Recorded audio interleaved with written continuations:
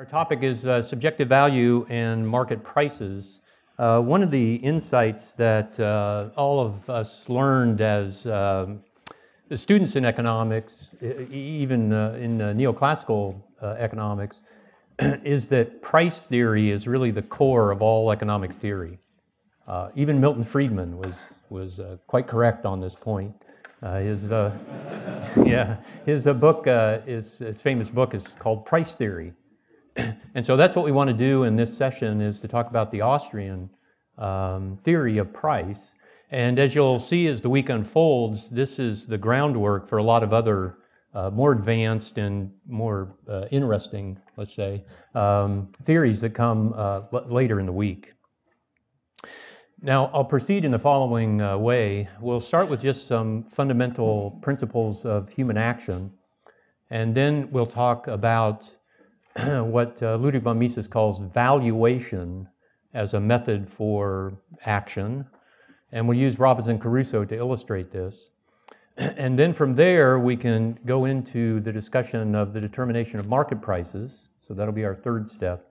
And then the fourth step, we'll briefly mention how market prices are the basis for what Mises calls appraisement, the determination of production decisions and so on in the market economy. So that's our procedure. So let's begin with just the basic principles of human action. Human action, of course, is purposeful behavior. Human action is motivated by the desire the person has to attain an end. But we see right away that simply having an end is not sufficient for action to exist. Action does not consist of simply having an end. Because we're finite beings, we can't will our ends to be accomplished. We have to identify means and then employ them in an action that we design as an attempt to attain our end. So this is the principle of scarcity. Scarcity is ubiquitous in all human action because we're finite beings. And because of the scarcity of means, we have choices to make. And all action then involves choosing between alternatives. With given means, we choose between competing ends that we might attain. And for a given end, we can choose between competing sets of means to attain the end. And this is another margin of choice. Now, we say in Austrian economics that human action, if we put these two together, purposefulness and scarcity or choice, based on scarcity, is economizing. We always choose with given means to strive to attain the highest valued ends and set aside lower valued ends. And for a given end that we're trying to attain, when we're choosing between competing sets of means, we choose the lower cost means. So this is the principle of preference that you'll find throughout Austrian economics, that in order to choose between two alternatives, what we need to do is order them in value. We need to say one alternative is more valuable, another alternative is less valuable. We establish a preference between the two options. And on the basis of the preference, everything else falls out, as we'll see, with respect to price theory. We can deduce the whole array of the theory of price. Now, let's go on then to the subjectivity of value in the title. What do we mean by subjective value? And here we just want to emphasize that value is a state of mind. Value is just an intensive state of mind of the person acting. The value is contained within our mind. It has no extensive property that could be measured, and therefore we cannot measure value. It's not a substance to be measured. It's just a state of mind. There is no way for us to define an objective unit of value, to put this differently, in which I could say I get 10 units of value from delivering this lecture, and you could say, well, I get 12 units of value from receiving it. And we could say, oh, well, you're 20% more value than I am, right? This is not a nonsensical kind of comparison. We're not really making an objective comparison when we do this. Now, hopefully you can see the implication of this right away.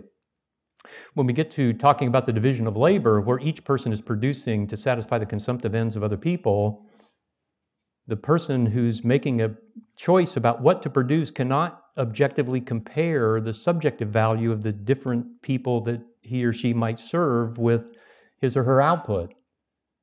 There seems to be a problem here, right? And a social problem, we might say, that needs to be solved. And again, it's price theory that solves this problem, or it gives the explanation of how this problem is solved.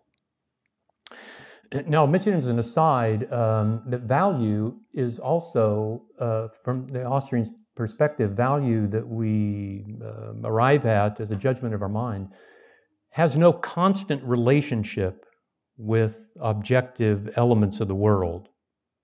It's always we're always somewhat uncertain about the connection between the subjective value in our minds and the objective features of the world. There's no fixed relationship between these things. This is the fundamental Austrian critique of banning the use of mathematics in utility theory. Right? If we don't have constants, we can't formulate functions, and so we can't have utility functions, right? We can only think of utility or value as a rank order of things. And then let me just finish by saying that if value is fundamentally subjective, as we're suggesting here, then so would cost be fundamentally subjective. If we're choosing between two alternatives, we choose what we value more highly and strive to attain it, and then we forego what we value next most highly, and we don't strive to attain that. So it's that opportunity cost that is the fundamental cost of all action. So now let's move to the second part and talk about value imputation. And as I suggested, after a few remarks, we'll use Caruso to illustrate this. So now we want to move to this next step. Theoretically, all we said up to this point analytically is that value is in our mind. Value is fundamentally the subjective judgment that we make in our minds. So how does that value get transmitted, if you will, to objective things? Why do we say that, my house is valuable to me, or my car has a certain value, or things of this sort? Where does the value of the object come from? And you can see on the slide there are only three logical possibilities. One is the Austrian view at the top that's called value imputation, that the person acting imputes value from the judgment in his mind to the consumer good that he perceives as useful in satisfying the end, and then from the consumer good to the producer goods that are useful in producing the consumer good. So there's a unidirectional cause and effect chain of value that the Austrians would assert. And notice the argument rests upon this distinction that we've already made between ends and means. Every action is striving to attain an end. And so whatever the means are that are employed by a person in the attainment of the end, the value of those means must come from the value of the end, because the whole point of the action is to attain the end. So that's the basic logic. Now, notice there's one difficulty involved, and I'll mention this, and again, we'll see how this plays out as we work through the analytics. In order to proceed in producing something, the person has to say, I value the producer goods such and such. So we'll take the example of Caruso in a minute. Caruso values his labor so-and-so, or he values coconut trees, his land resources, such and such, before he proceeds to act and then realize his end. He has to climb up the coconut tree, pick the coconut, then take it back to his cave and break it open, and then he satisfies his end. He has to value the producer good first, it seems, right? So how is this difficulty reconciled? It's reconciled, the Austrians point out, by the fact that Caruso is anticipating the value of the attainment of the end. It's an entrepreneurial judgment that the person is making. So it isn't just that a person thinks, oh, I've realized the value of the end, and then I can impute value to the means. You can impute value to the means from the anticipation of the value that the end would satisfy. And hopefully you can see right away this involves then all the different entrepreneurial elements of action. Having foresight and predicting and then making errors and correcting them and so on and so forth. All of this that we'll talk about later in the week. Now, real briefly, the middle possibility logically, of course, cannot be true. You can think of the labor theory of value as an example of this, right? But it cannot be true. Producer goods cannot have intrinsic value that doesn't come from the value of the person using the producer good in action. They could have intrinsic value from some other perspective, but not from the person who's acting, not from that person's perspective. In action, they must be suitable to the attainment of the end the person has in mind. And for the same reason, we can't think that the third option is correct either, because it too depends upon producer goods having value that's independent from the value of the minds that for which ends are being attained. Now, some of you will recognize, and I won't go into this now, but some of you recognize that that third option is the option of the neoclassical economists. And in order to make this logically feasible, what they do is give up cause and effect reasoning. And they say that everything is mutually determined. And so if you approach the problem that way, yeah, then this is not logically incorrect. But you've given up a cause and effect explanation of human action altogether. And you're proceeding now in a different way. And again, that's a more advanced topic that maybe some of the lectures will take up later in the week. Okay, so let's turn to Caruso and use Caruso as an illustration of how this valuation proceeds from the mind to the consumer good to the producer good. So here we have Caruso, and let's suppose that Caruso has two different consumer goods that I've listed on his preference rank here. This is so preferences for consumer goods. MU is marginal utility, right? The additional utility from each additional unit that Caruso anticipates consuming. And he has two consumer goods, coconuts and berries. And he first chooses the size of the unit of each good that he wishes to consume. So he wants to drink 2 coconuts, not 1, not 3, not 10. He's chosen 2 as the appropriate unit. So once he consumes that first unit of coconuts, the 2 coconuts, he's completely satisfied his drinking end. So if he has another unit of coconuts, if he has 2 more coconuts, he would have to logically apply those coconuts to a different end. And by construction, since he's economizing, he always values more highly his highest valued end, and then less highly his next most valued end, and so on, right? And so the second coconut unit down here, he would break apart and eat the coconut meat. And then he does the same thing for berries. He picks 2 quarts of berries he wants to eat, then he finishes his eating end with that amount, and then he takes another unit of the same size and applies it to drinking, and then he makes bait and tries to catch animals that he can consume later, or turn into pets or whatever. So we see then from this simple illustration the 2 laws of utility.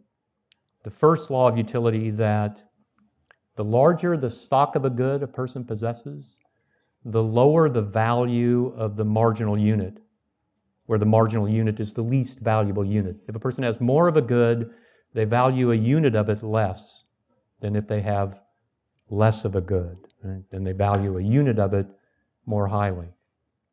That's the first law of utility. The second law of utility says a larger stock of a good is preferred to a smaller stock of a good. Goods are always scarce, and so having more of the good is always preferred to having less of it, because more ends can be attained with more of the good than with less of the good. So we see these basic principles of valuing for Caruso. And now let's turn to production for Caruso. So now we're on the second arrow. Caruso, the consumer goods have to be produced. The second arrow of my imputation diagram, right? So we have the mind to consumer goods, that's the arrow we just did. Now we have consumer goods to producer goods. So for Caruso to assess producer goods in value, he first must know his physical productivity.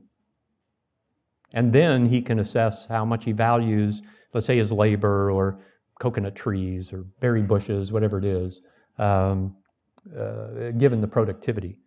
So I've made up a couple of numbers just to illustrate. Again, the MPP is marginal physical product of his labor. So in the left-hand chart, Caruso applies, let's say, a half hour, his first unit of labor. By the way, how does he pick this? He chooses it. He picks a half hour of labor instead of an hour or 15 minutes. That's a choice variable for him. So let's say he chooses a half hour of labor. He applies that first unit to coconut gathering. He gets 6 usable coconuts. Then when he applies his next unit of labor to coconut gathering, he just gets 5, and then 4, and so on and so forth. Why does it diminish like this? Why do we get the law of returns? Why do we see diminishing returns? The answer is that the complementary factors of production that people work with are varied. And that's why. If a person's economizing and there's variation in the complementary factors of production, like coconut trees in this case, some of the coconut trees, for example, are clustered together nearby Caruso's shelter. Some of the coconuts are on the ground. Some of the coconuts are up in the trees. Some of the trees are short. Some of the trees are tall. Some of the trees are lush with coconuts. Some are sparse. So if Caruso wants coconuts with his labor, he's economizing. He's a human person, right? He's going to apply his labor to the most productive possibility of production first. He's going to pick up coconuts off the ground in the coconut grove nearby. But once he does that, he exhausts that possibility. And then when he applies his second unit of labor, he has to go to more onerous production, less productive production, right? Now he has to go to coconut grove further away, or he has to start climbing trees, or throwing objects to knock coconuts down, or whatever he deems as the most productive process. And so this is why we get diminishing returns, because the natural world is also finite in its productive capacity. And so when we apply labor to it, ceteris paribus, right, given our technology and so on, we see diminishing returns. Same with berries. So we get the same principle with berries. Berry bushes nearby his cave. Some are lush, some are sparse, some have thorns, some less prickly, and so on. So there's variation, right? And Caruso's, as a human person, he can chart this out. He can scope this out and find out which is the most productive application of his labor first. Then he exhausts that, and then he goes to the next. By the way, if you think this is a little bit too abstract, just think of the case of oil production. So yeah, we go to Saudi Arabia first, right? And then now with prices where they are, we're back to shale production in North Dakota. But we don't go to shale production first. We go to the more productive production processes first, and these eventually become exhausted. And then we employ the next best, right? And so on. It's just economizing. Okay, so that's the physical part. And then what about the value part? Well, now all we need to do is put the two together, right? So Caruso thinks, okay, I can get 6 coconuts from my first unit of labor in production, or I can get 2 quarts of berries. Then he just says, do I value the 6 coconuts above the 2 quarts of berries? And we saw in the first preference rank that he does. And so he would apply his first unit of labor to coconut gathering, and then his second to berry picking. He doesn't go with his second unit of labor to coconuts, because he accomplishes all of his most valuable ends with 6 coconuts. That's quite a few, and so he doesn't need 5 more. He'd rather have the berries, so that's what he does, right? And he goes on extending his production in berries, again, until he sees that he's gone down to the point in production where his marginal value product has fallen, such that shifting his labor to something else, like producing a net to catch fish, or making a grass hut, or what have you, is more valuable. So this, again, is the final arrow, right? This is how he imputes value to the producer goods. He's imputed value to his labor here from the value of that he places on the coconuts that he can produce and the berries that he can pick. If he didn't, if he got tired of consuming coconuts, then that would fall off of his value scale, right? He would get sick of coconuts, and he says, okay, I don't want coconuts anymore. It doesn't matter if he can produce a whole bunch of them. If he doesn't value them, he won't impute, as an end, he won't impute value to that means. Okay, so now let's think about, make the transition to the next step in the market. What does all this have to do with market prices? So we've seen the kind of structure of how the logic is going to work, but how do we move to the market? And let's make the transition this way. Suppose Caruso now gets rescued from his island, and he comes back to England, and he sets up a bakery. And because he's a human person, he wants to economize in his bakery operation, right? He wants to be successful. He wants to run a successful bakery. But now, instead of producing just for his own consumption in order to be successful, he has to produce for the consumptive ends of other people. And so he has this problem that we mentioned before. How does he weigh the subjective value that some of his potential customers could get from some products, croissants, let's say, against the subjective value that other customers could get from other products that he could make, let's say, wedding cakes or whatever. Now he's, this is a perplexing problem, right, in the abstract. This is very difficult to figure out how he could do this. Of course, it's simple in the market economy, but it's a logical problem. This seems quite difficult. Hopefully, some of you realize right away that this is the problem of socialism, right? There's a problem of economic calculation in socialism. In socialism, you don't have a market economy, you don't have prices. How could the central planner make a decision like that, right? What we're saying is that not even Caruso could make a decision, not even a single producer could make a decision like that. It isn't the problem of having to, command the whole economy, as if, the President of the United States can run the economy or something by determining all the different labor activity that we all engage in and how every natural resource is going to be used and all the factories that are going to be produced and what technology is going to be invested in and so on and so forth. It's not even, the problem is more basic than that. It's that a single person can't even decide this in the division of labor for himself or herself because of the subjectivity of value, right? There's no interpersonal comparison of subjective values that can be done. So this is the problem. Okay, so now let's put up the solution. This is the theory. This is price theory, in condensed, if you will. And then we'll fill in, again, we'll try to fill in the arrows as we go. So the price theory of the Austrian School starts at the top with preferences. So we've seen that this is the fundamental thing, right? So people are in certain circumstances of acting, and then they judge the circumstances of acting and establish preferences in their minds. They see different alternatives and value them against each other and so on and so forth. And then some of the people who are doing this will desire to acquire goods, consumer goods, more eagerly than other people who have them and might hold on to them. Some people can offer money prices that would be acceptable to the people who own these goods, and they could trade, they could make trades, right? In a minute, we'll use an example of iPhone 10s that people bought back at Christmas time. So somebody could have bought one and then somewhat less satisfied than they thought, they could put it out on eBay, right? And then somebody else could make an offer and they could trade. So they just have preferences and and trading takes place.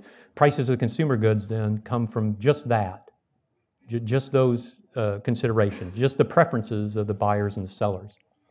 And then you'll see on the right-hand side, the prices of consumer goods provide revenue to the entrepreneurs who produce these consumer goods, and therefore can finance the demands that the entrepreneurs have for factors of production. So Apple Inc., earned, when they sold the iPhones to the first customers, they earn the revenue from these sales, and then they can use those funds to buy inputs to produce other goods, right? And so that's how it proceeds, the demand for producer goods. And then the demand for producer goods, along again with the supply, this is the kinked arrow that comes from preferences, the supply of the producer goods, the workers who supply their labor, you would take a job with Apple, the landowners who supply their land resources and so on. That supply and demand at the bottom of the chart determines prices of producer goods. So we see again that the imputation is unidirectional. It's just cause and effect, just proceeds in a straight line. And then at the bottom, the very bottom, the prices of producer goods determine two things: the costs for the entrepreneurs. So now the entrepreneurs are paying wages and their rent for land and material prices and so on and so forth. They're paying all those prices. to buy the inputs and then hopefully to produce the output and sell the output to generate revenue and so on. And then the prices of producer goods generate income for the owners of the factors of production. So the workers get their wages, and again, the landowners get the rental payments and so on and so forth. Right? So that's the structure of price. This is how the argument is structured in the Austrian view. We mentioned already that the neoclassical view is mutual determination, right? We'd have to turn the arrows around at the bottom and point them up so that the two arrows, the arrow path from the bottom and the arrow path from the top, came together in prices of consumer goods. That's the way they think about this. Okay, so now let's work through the arrows. We're going to do this just like we did for Caruso. Start with preferences here, see how analytically we get demand and supply from that, and then prices of consumer goods, and then we'll work on this chain. Okay, so I suggested this example already. Let's suppose we have preferences that people have right now for iPhone 10s that were sold already as new products, months ago. And so we have a person here who establishes a preference for a 2017 model iPhone 10. Is thinking about going into the secondary market somewhere, right, eBay or someplace, and buying these, a used iPhone 10. I used an example of used goods just to point out again how this Austrian theory doesn't depend upon production costs to determine the price of the phone. The price of the phone can't depend upon production costs. It's a used good. Right? The buyer doesn't even know what the production costs are, neither does the seller. So it's a more general theory than the neoclassical theory. Okay, so we've structured the preferences the same way we did for Caruso. The first iPhone 10 would be more valuable to this person than the second iPhone 10. Maybe they're, for low enough price, they're considering getting one for their older son or something, or their wife, a husband for his wife, or wife for husband, or whatever, right? There's some price low enough, logically, that the person might be interested in a larger quantity demanded because, again, of the first law of utility. And so we see the law of demand really is a reflection of the first law of utility. So we get the column here of quantity demand at each potential price. So if the price happened to be 900, this person wouldn't buy, rather keep the 900 than pay and get the first iPhone 10. But if the price were 850, the person would buy the first iPhone, so 1 unit. If it were 750, also 1 unit. He'd be happier paying 750 than 850, right? But he'd still only buy 1. But if the price were 700, this person would buy 2. And so we see that reflected, the quantity demand is 2. Now notice we can use this preference rank. We can just change the initial conditions and use the same preference rank, because we said again in the Austrian view that both supply and demand are based on nothing but preferences. So we can use the same preference rank to illustrate supply. All we have to do is say, now this person's preference rank, for this person who has this preference rank, this person owns 2 iPhone 10s.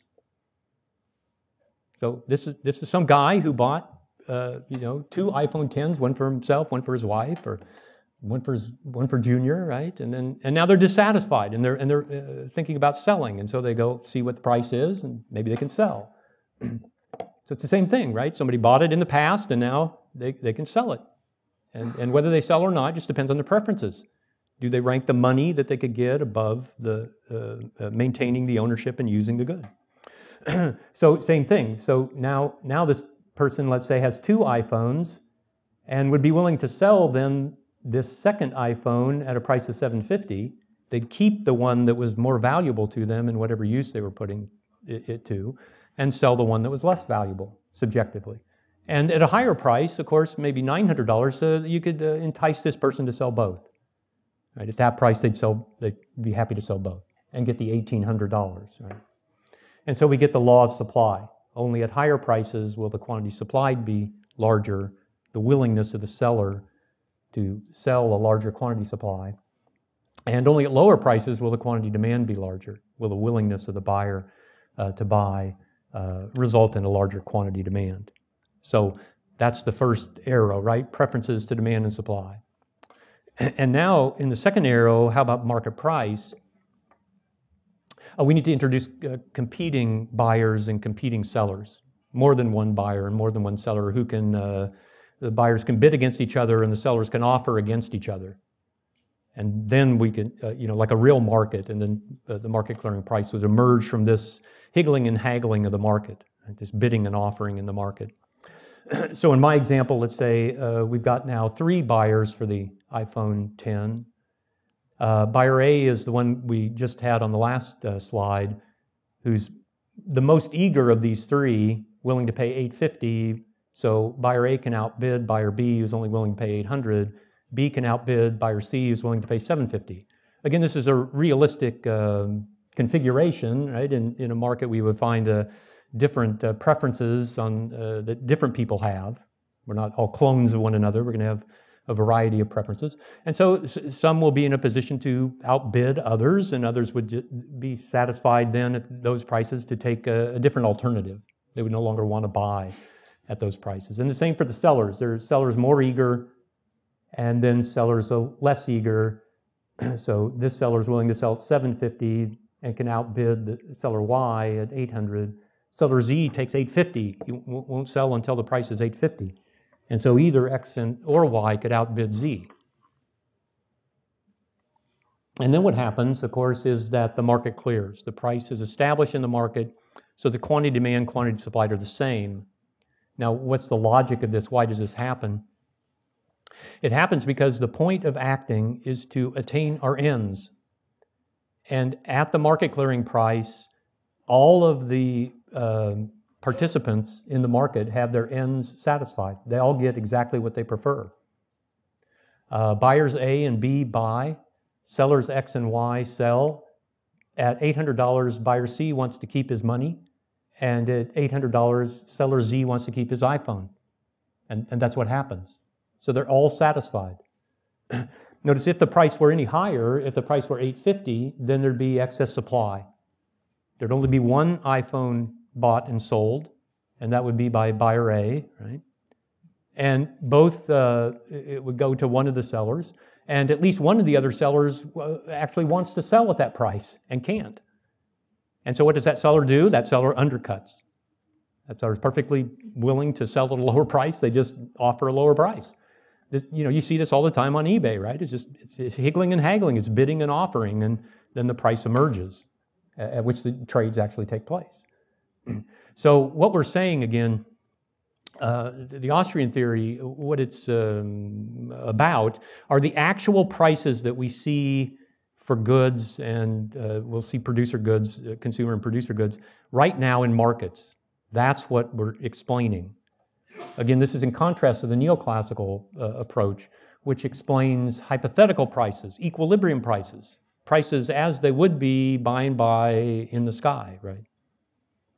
No, we're trying to explain the actual prices that exist in markets because, as we'll see at the very end, we're going through all of this in order to explain how entrepreneurs actually make production decisions efficiently in the market right now. And they don't work with equilibrium prices. They work with actual, real market conditions, right? And then they project or forecast what they think markets will become when they are in a position to sell their output. Okay, now, one other thing we want to mention, just logically about this process, because again, this is helpful in thinking about the general applicability of this theory. We've shown it only for used consumer goods. What about newly produced consumer goods? Would the consideration be different? Would production costs somehow enter in? If we were talking about Apple selling the iPhone 10 as a new product, do they consider production costs? And so this slide gives us the logical categories of alternatives that buyers and sellers have when they make a trade in the market. So we've seen already that the preference of the buyer will be between the value of the good that they obtain. They value the good more highly than the money they give up. And so they get the good and they give up the money. And what are the alternatives that they could have done with the money? Well, they could have held on to the money, right? They could have just not spent it and held on to it, and maybe the anticipation of buying something else in the future. Or they could have spent it on something else. So they can either use it for personal ownership. They can just keep the money and have the gratification of possessing the money, and or they can trade it to another seller. They could buy an Android phone. They could, instead of buying a phone, they could go to the grocery store and buy groceries, or whatever they're going to do with the money. And the same for the seller, the supplier. The seller gets the money and gives up the good, the iPhone 10. Well, what are the logical possibilities for alternatives now that they're given up? That you've given the phone to somebody else, the ownership of the phone to somebody else. Well, you could keep it for your own personal use, which is what you were doing before, or you could sell it to somebody else. Not this guy who you just sold it to, but somebody else. Those are the only possibilities, right? You can keep it for yourself, or you trade it to somebody else. Okay, so Apple Inc. is in the same position.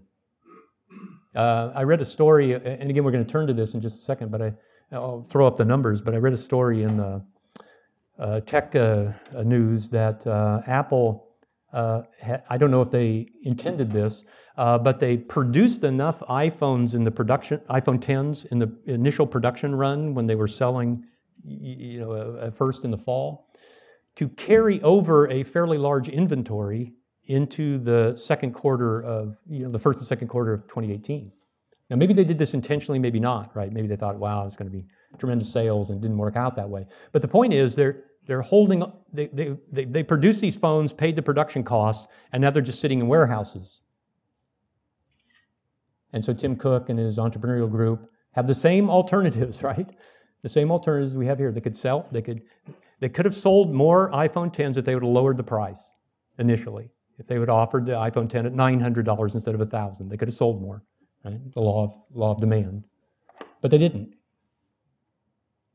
They held on to the iPhones in anticipation of selling them to somebody else.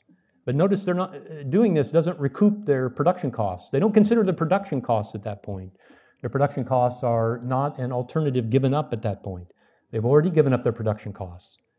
And so this theory, this price theory, explains both used goods and newly produced goods, whereas, again, other price theories are not that general. Okay, so now let me move on to this appraisement question, this last issue of the four that I mentioned at the beginning. How does this structure of market prices then affect entrepreneurial production decisions? Just like with Caruso, right? How does Caruso, given the way he values things, how does he then align his production? How many coconuts to produce, how many berries to produce, whether to produce a fishing net or not, and so on and so forth. So here are the figures I was alluding to a minute ago. So, and I don't know this exactly, right? But the article said that in the first quarter of 2018, the volume sales of iPhone 10, 16 million. Now, if the average price was $1,000, that I don't know, right? That's $16 billion in revenue that Apple earned from just the sale of the iPhone 10. That doesn't include the 8 or the 8 Plus, right? It's just the 10. And the costs, well, I don't know what the costs are, so I made up a number. Now, nobody knows except Tim Cook and his entrepreneurial group what the actual costs are, because you have to buy all the, it's not just like a Wired magazine who, takes apart the components, right, and then prices out the components. They have labor costs. They have costs that they have to amortize their assets, right? They have factories and warehouses and so on and so forth. They have to amortize that. That's a cost. They have R&D costs. That all has to be amortized over these units. And so nobody knows except them, except Apple, what their actual costs are. So I made up a number, let's say $920. So just to have a concrete case. So revenues and costs, right? These costs, as I suggested, were incurred beforehand. So they incurred all these costs. They paid the wages of their tech workers, and they bought their component parts, and they had the factory that they bought 5 years ago or whatever, and so on and so forth, and then used those inputs to produce the output. And then they sold the output in the fall, or in the first quarter, and earned the $16 billion. So they fronted money to the owners of the factors of production, and then produced the good, then sold the good to the consumers, and then earned the revenue. Now, on the basis of what they did in the first quarter, then they have to make an appraisement of what to do. So knowing what market conditions are, then Tim Cook and his entrepreneurial group have to decide, what are we going to do now? And again, what the story said was that they're reducing their production of new iPhone 10s, of more of them, and they're drawing down inventories to sell. And so again, I made up a couple of numbers to illustrate this case. Maybe Apple thinks, well, in the second quarter, we're only going to sell 12 million. And we already have an inventory, 5 million, and so we only need to produce 7, right? Something like this, right? They're working that out and thinking about how to arrange things in the most efficient way. And maybe they have to discount their price a little bit. Maybe they'll find, to stimulate some additional quantity demand that they'll have to do this. But they think their production costs might stay the same. Okay, I don't know, right? That's their business to determine this. So to have a concrete case, I just assume they're the same. So then in the second quarter, they generate 11.8 billion in revenue with 11 billion in costs, not earning quite the same rate of return as they did in the first quarter. They have to consider that. That's the point. They can use these monetary entries to make efficient and effective decisions. But without these prices, of course, they wouldn't be able to do this at all, right? They wouldn't be able to proceed at all. Now, once they've made these appraisements, they can enter into the market for labor services, computer programming services, and they can decide whether or not to buy tech labor. And again, maybe the market for this kind of labor is 85,000 a year, and it's a big market, right? 271,000 employees. Apple's not employing them all. They're just buying out of the market. They have to pay what other tech companies pay for these workers. So if Apple hires a worker out of the tech market, society, consumers at large, give up the products that would have been produced by the competing enterprises that no longer have this tech worker. And what consumers get in society is the products of Apple. And so whether or not this decision economizes for you and me, for society at large, consumers at large, just depends upon the monetary value of those two options, right? The monetary value of what consumers pay for the products of alternative enterprises versus the monetary value of what consumers are willing to pay for the products of Apple. This is how the economizing feature works in the social system. Now, let's break this down one more step. If we look at the demand side of, this is Apple Inc. again, demanding, or the entrepreneur demanding, the services of this tech worker, we like to say it's based upon the discounted marginal revenue product of the producer good that the entrepreneur anticipates. Right, so Apple Inc. is hiring a tech worker, paying $85,000 right now. Right, they're paying this out month by month right now, and that tech worker's working on products that will be sold in the fall. And so Apple has to have some funds saved up from the past that they're advancing to the workers and the owners of the materials that they use and so on. And then they hope to sell the output later in time and generate revenue to more than cover those costs. So that's where we get the discount, the interest return from investing. The marginal revenue product we mentioned already is the additional revenue that the services of the worker provide. So that too has to be estimated by the entrepreneur. And then it all depends upon entrepreneurial foresight, the anticipation. So Tim Cook and his team think that we can rearrange our production patterns and earn more profit by producing this product and selling it. Again, I heard in the story that Apple decided to quit producing the iPhone SE, their kind of entry model, and they're going to replace it with a big screen entry model, a low-price big screen model, because they think, well, that's what customers want. And so but they're just anticipating. They don't know this for sure, right? It's just an entrepreneurial expectation. Okay, so I've exhausted the time, and thank you very much for your attention. Thank you.